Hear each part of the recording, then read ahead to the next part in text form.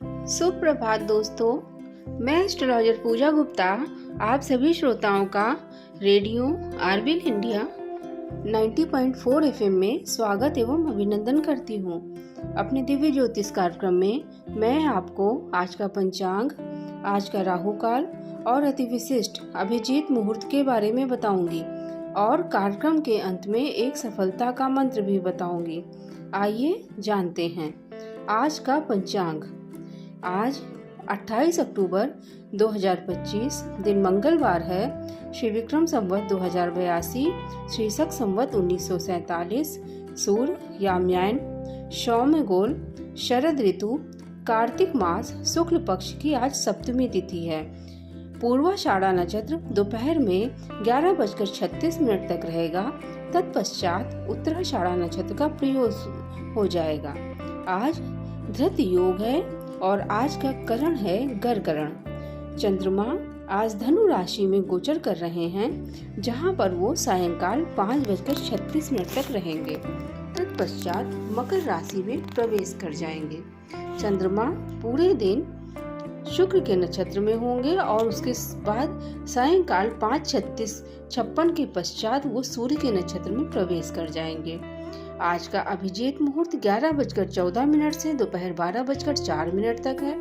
अभिजीत मुहूर्त में कोई भी कार्य करें जिस कार्य से आपको लंबे समय तक प्रॉफिट लेना है, ऐसे शुभ कार्य की शुरुआत आप अभिजीत मुहूर्त में कर सकते हैं। आज का राहु काल दोपहर 3 बजे से लेकर सायंकाल 4:30 तक है। राहु काल में कोई नया कार्य प्रारंभ ना करें, ना ही यात्रा के लिए घर से निकलें, आपको कष्ट हो सकता है। ब्रह्मवैवर्त पुराण के अनुसार सप्तमी तिथि को ताड़ का फल खाना निषेध बताया गया है। आज सप्तमी तिथि है, आपको ताड़ का फल का सेवन नहीं करना चाहिए। आज त्रिपुष्कर योग है। त्रिपुष्कर योग में कोई भी शुभ कार्य करें, उसका फल 3 गुना अधिक प्राप्त होता है। आज सूर्य षष्ठी व्रत का पारण है। अब आइए जान लेते हैं कार्यक्रम के अंत में एक सफलता का मंत्र। इसके पहले हम जान लेते हैं कि प्रातःकालीन ग्रहों की क्या स्थिति है। गुरु कर्क राशि में गोचर कर रहे हैं। सूर्य का गोचर तुला राशि में है, जो उनकी नीच राशि है। चंद्रमा धनु राशि में गोचर कर रहे हैं, जहां पर वो सायंकाल 5:56 तक रहेंगे। तत्पश्चात मकर राशि में प्रवेश कर जाएंगे। राहु कुंभ राशि में गोचर कर रहे हैं। केतु का गोचर सिंह राशि में है। शुक्र कन्या राशि में गोचर कर रहे हैं, जो शुक्र की नीच राशि है। बुध और मंगल ये 2 ग्रह युति बनाकर वृश्चिक राशि में गोचर कर रहे हैं और शनि देव का गोचर इस समय मीन राशि में है, जहां पर शनि देव वक्री अवस्था में गोचर कर रहे हैं। ये रही प्रातःकालीन ग्रहों की स्थिति। अब आइए जान लेते हैं एक सफलता का मंत्र। आज मैं आपको पाप कर्तरी योग के बारे में बताने जा रही हूँ कि क्या होता है ये पाप कर्तरी योग। महर्षि पराशर ने पाप कर्तरी सिद्धांत के बारे में बताया है कि जब पाप ग्रहों के मध्य में समस्त ग्रह आ जाएं, तो शुभ ग्रह अपनी शुभता कम कर देते हैं। कर्तरी का मतलब होता है कैंची। पाप कर्तरी का मतलब हुआ पाप प्रभाव के ग्रहों द्वारा समस्त शुभ ग्रहों की शुभता को समाप्त कर देना, अर्थात कम कर देना।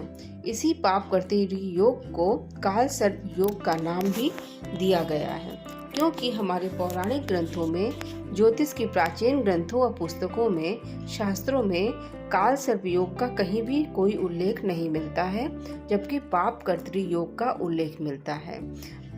राहु और केतु के मध्य जब समस्त ग्रह आ जाते हैं, तो ये राहु केतु के प्रभाव में आ जाते हैं और इसकी पकड़ से बाहर नहीं निकल पाते, तो इसे ही काल सर्प योग का नाम दिया जाता है, क्योंकि राहु को सर्प कहा गया है और इसे ही पाप कर्तरी योग कहते हैं।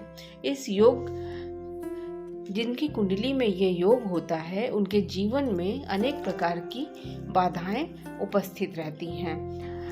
जिस क्षेत्र में कुंडली के जिस भाव में ये योग बनता है, उस भाव से संबंधित कमियां जातक के जीवन में देखने को मिलती हैं। इस योग के समाधान हेतु आपको त्र्यंबकेश्वर और उज्जैन में जो है कालसर्प दोष की पूजा करवानी चाहिए। इसके अलावा किसी नदी के किनारे, पवित्र नदी के किनारे या फिर शिव मंदिर में काल सर्प दोष या पाप कर्तरी दोष निवारण हेतु एक अनुष्ठान होता है, वो करवाना चाहिए। इससे काल सर्प दोष से निजात मिलेगी। इसके अलावा अगर आप कोई स्टोन पहनना चाहते हैं तो काल सर्प दोष के लिए एक स्टोन आता है जहर मोहरा पत्थर। जहर मोहरा पत्थर बहुत ही सस्ता आता है। इसकी आप पैंडल बनवाकर, रिंग बनवाकर गले में या फिर हाथ में ब्रेसलेट के रूप में इसे पहन सकते हैं। इससे भी काल सर्प दोष का प्रभाव बहुत हद तक कम हो जाता है। भगवान शंकर की पूजा आराधना, भगवान शंकर के मंदिर में जो शिवलिंग के पास सर्प है उसे अपने हाथ में दूध रखें, कच्चा दूध रखें और उसे अपने हाथ से पिलाएं। आप कल्पना करें कि सर्प दूध पी रहा है और इससे भी काल सर्प दोष का प्रभाव कम होगा। शिव आराधना अवश्य करें। आप सुन रहे थे रेडियो आरबीएल इंडिया 90.4 एफएम में दिव्य ज्योतिष कार्यक्रम। आज का कार्यक्रम यहीं तक।